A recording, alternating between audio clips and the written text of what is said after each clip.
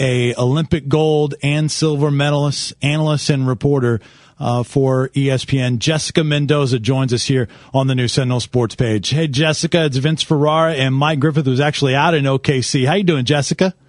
Good. How are you guys doing? We're doing great, Jessica. Really appreciate the time. We don't even have time. I could take up the last amount of time with all your accomplishments, but I do want to get your thoughts on this matchup between Tennessee and Alabama. They met twice during the year, as you well know. Just your initial thoughts when these two teams came up and matched up in the first day of the Women's College World Series.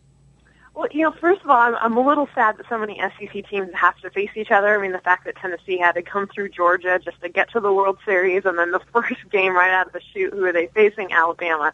So that's one thing that kind of makes me sad is you really want to see the conference of like SEC versus Pac-12 versus Big 12. We see these teams face against each other, but that's what happens when you're such a good conference.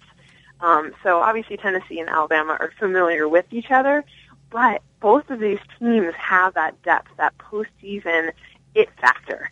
So I'm very excited to actually see who, it's really a coin flip as far as who's going to come out on top. Do you think, Jessica, once the SEC finally breaks through and gets that championship, that they have the ability to maybe make a run and string a few together like the SEC is doing in baseball right now as well as football?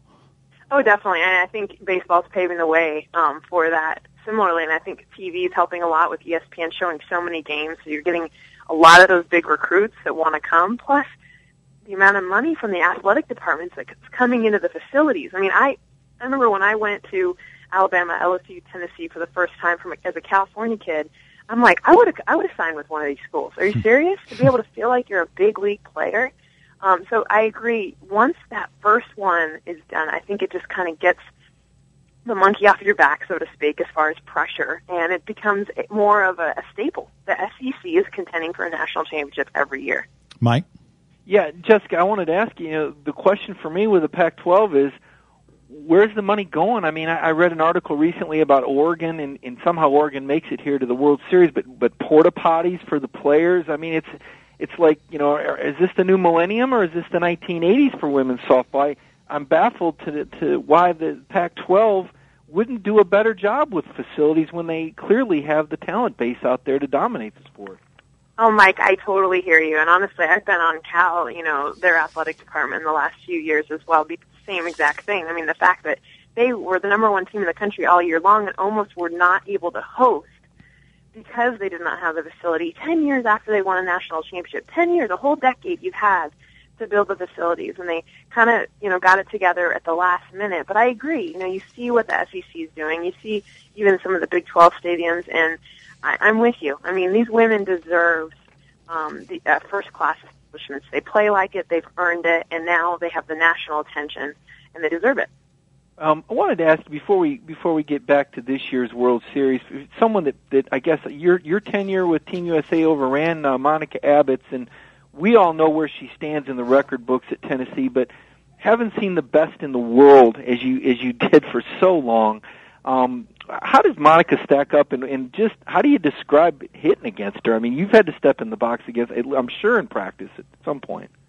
Oh, yeah, and even in the NPF right now, she pitches for the Chicago Bandits. They beat us in the championship last year for the USSSA Pride, and I had to face Monica all summer long, and it is not something I ever want to do. And I'm the kind of person that's like, oh, I can get her. No big deal. Like, confident. I always go into the batter's box. Against Monica, I'm like, no, thank you. I do not want to hit against her.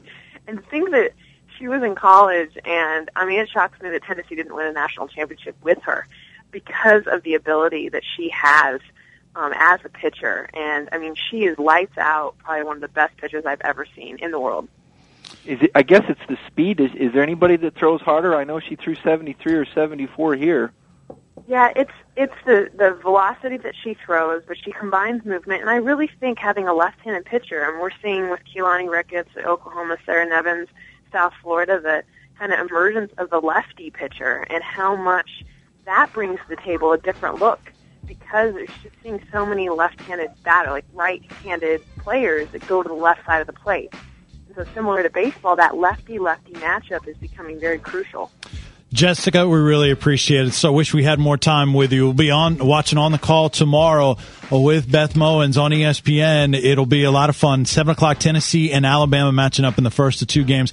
They'll be calling tomorrow night on ESPN too. Jessica, really appreciate it. Hopefully we can catch up with you again soon. Have fun out there.